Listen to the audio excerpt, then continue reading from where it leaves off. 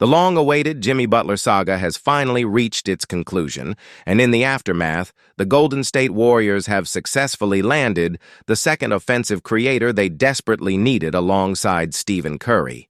The Warriors' front office had been working tirelessly, making inquiries about nearly every all-star level player available in the league.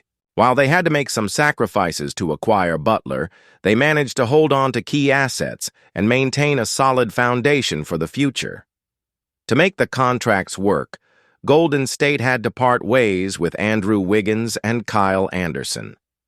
They also sent out a top 10 protected first-round pick while losing valuable rotation players like Dennis Schroeder and Lindy Waters. However, despite these departures, the team managed to retain significant young talents, such as Jonathan Kuminga, Brandon Podziemski, and Moses Moody. Additionally, the Warriors still possess their first-round picks in 5 of the next 6 years, ensuring they have some flexibility moving forward. The only major long-term commitment stemming from this trade is Butler's new 2-year, $112 million extension. While that is a hefty financial investment, the focus remains on the short-term implications of this move and whether it truly enhances the Warriors' competitiveness.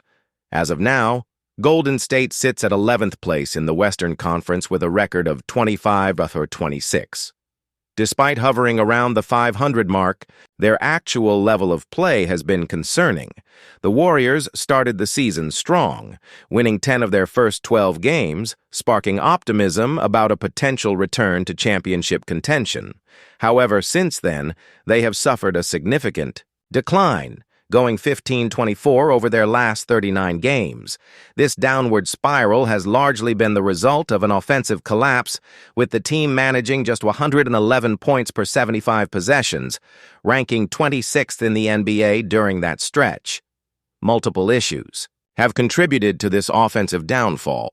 Buddy Hield, who started the season red hot, has cooled off significantly and struggled to maintain efficiency.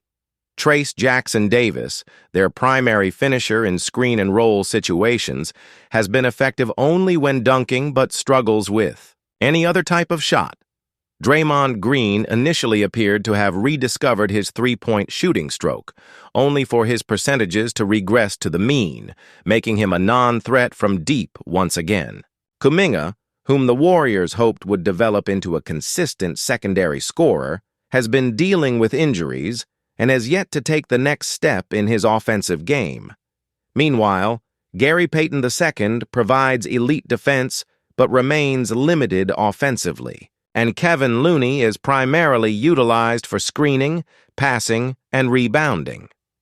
While Podziemski and Moody have performed admirably, neither player is capable of being a reliable third scoring option on a playoff-caliber team.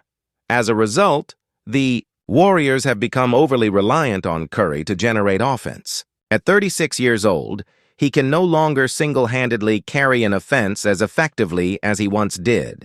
His conditioning has declined with age, leading to more frequent off nights where he struggles to make an impact. His first step has slowed, affecting both his ability to drive to the basket and create separation on three-point attempts. Consequently, Curry is averaging under 23 points per game, marking his lowest scoring average since 2012, while his true shooting percentage has dipped below 60% for the first time since 2013. Despite these individual struggles, Curry's presence on the floor still significantly elevates the Warriors' offense. When excluding garbage time, Golden State has an offensive rating of 117.5 with Curry playing, ranking in the 76th percentile among players with at least 500 minutes. This is higher than stars like Tyrese Halliburton, Kevin Durant, and LeBron James. However, when Curry is off the floor, the team's offensive rating plummets to 104.5, a mark worse than even the struggling Charlotte Hornets without LaMelo Ball. The Warriors desperately needed another playmaker to alleviate Curry's workload and stabilize the bench unit. They initially hoped Schroeder could fill that role, but he failed to meet expectations. As a result, the front office aggressively pursued trade options, eventually securing Butler. Butler, despite being underrated throughout this process, remains a highly effective shot creator. Even at age 35, he possesses the handle, physicality, and quick first step necessary to generate consistent rim pressure. On the season, he averages just under 6 shot attempts at the rim per 75 possessions, converting an impressive 7.8% of them. The only non-big men matching both of those marks are LeBron James, Jalen Johnson, and Shai Gilgeous-Alexander. Beyond his finishing ability, Butler excels at drawing fouls, a skill that the Warriors have lacked this season. He currently ranks 6th in the NBA, attempting about 8 free throws per 75 possessions. This is a critical addition for Golden State, which has struggled to get to the line, ranking 28th in the league with just 20 free throw attempts per game. By acquiring Butler, the Warriors add a player who can generate much-needed rim pressure and increase their free throw opportunities. In addition to scoring, Butler is an underrated playmaker who consistently makes smart passing reads. While he may not execute high-level assists, he is an excellent kick-out passer who creates open three-point looks for teammates while maintaining a remarkably low turnover rate. With Butler handling the ball, the Warriors can ensure that possessions do not go to waste, further enhancing their offensive efficiency. Butler also fits well within the Warriors' motion offense due to his high basketball IQ and willingness to move without the ball. He is an effective screener, intelligent cutter, and active offensive rebounder. His ability to extend possessions through second-chance opportunities further solidifies his value. However, the one drawback of his off-ball game is his lack of three-point shooting, which could cause spacing issues, especially when paired with Green in the front court. This leads to one of the Warriors' remaining concerns, the need for a stretch five. Many expected Golden State to make another move for a floor-spacing big man like Miles Turner, Nikola Vucevic, Brook Lopez, or Kelly Olynyk.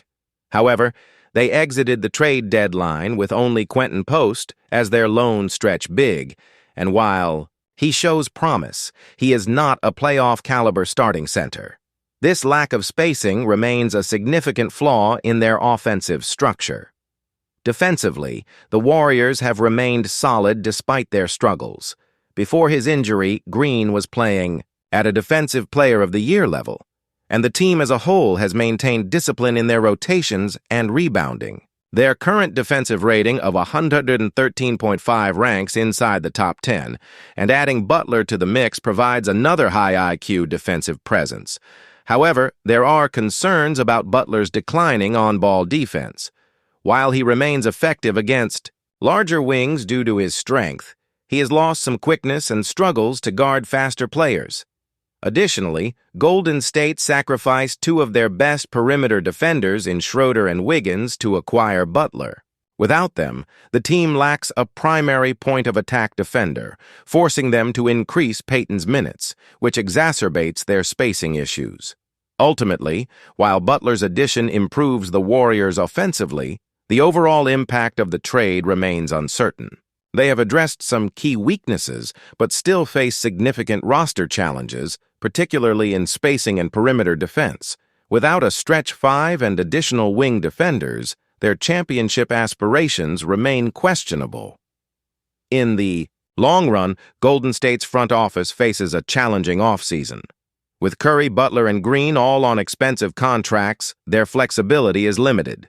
Looney and Payton's expiring deals provide some financial relief, but they will also need to re-sign Kuminga, who will be a restricted free agent. If they fail to navigate these decisions wisely, they could be forced to let valuable pieces walk, further complicating their future outlook. Despite these challenges, the core of Curry, Butler, and Green is intriguing. If the front office can make the right moves to complement this trio, the Warriors could still be a formidable playoff threat. However, for now, this trade alone does not seem to significantly elevate them into true championship contention. Only time will tell if Golden State can make the necessary adjustments to maximize this roster. If you enjoyed this analysis, be sure to like, subscribe, and check out the Hoop Venue podcast for more in-depth breakdowns. Let me know in the comments what you think about the Warriors' chances moving forward.